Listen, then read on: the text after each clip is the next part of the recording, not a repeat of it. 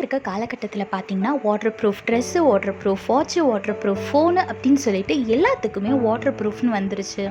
தெரியாமல் உங்கள் ஃபோனையோ வாட்சையோ தண்ணிக்குள்ளே போட்டுட்டாலோ இல்லை தண்ணி இது மேலே தெரிச்சிட்டாலோ அந்த ஃபோனுக்கோ வாட்சுக்கோ ஒன்றும் ஆகாது. இதே மாதிரிதாங்க நம்மளோட வாழ்க்கையில் ஏசப்பா நம்மளுக்கு கேடகமாக இருந்து நம்மளை ப்ரொடெக்ட் பண்ணுறாரு.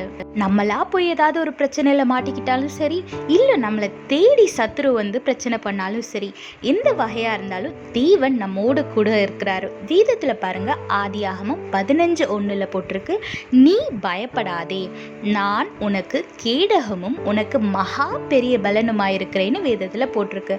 ஆமாங்க, ஈசப்பா இன்னைக்கு உங்களை பார்த்து சொல்கிறாரு, பயப்படாத. எவ்வளோ பெரிய சூழ்நிலையாக இருந்தாலும் பரவாயில்ல, நீங்கள் தேவனை மட்டும் நோக்கி பாருங்க, அந்த பிரச்சனையை பார்க்காதீங்க.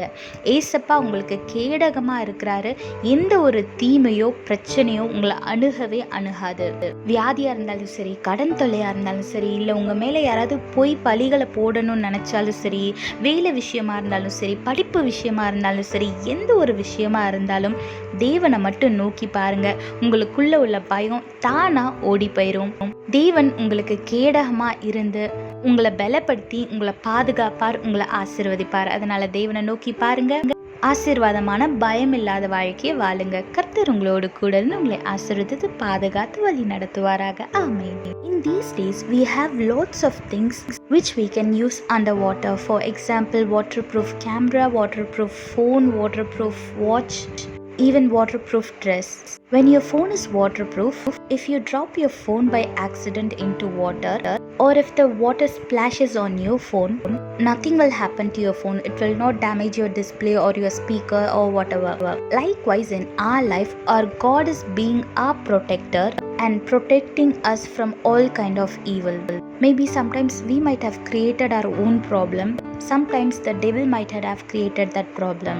But whatever it is, our God is protecting you. Look what the Bible says in Genesis chapter 15 verse 1.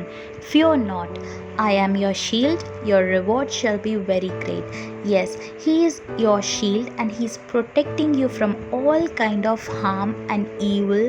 So whatever your situation is, it might be sickness, financial issues, family problem, or someone is accusing for the things you didn't do. Whatever it might be, look unto our Lord and don't look at the problem. When you look unto our Lord, He will take away all the fear from you and He will protect you from that thing that you're worrying about, and He will bless you. So whatever the situation is, look unto our Lord and live a fear-free and blessed life. God bless you all. Have a blessed day. Amen.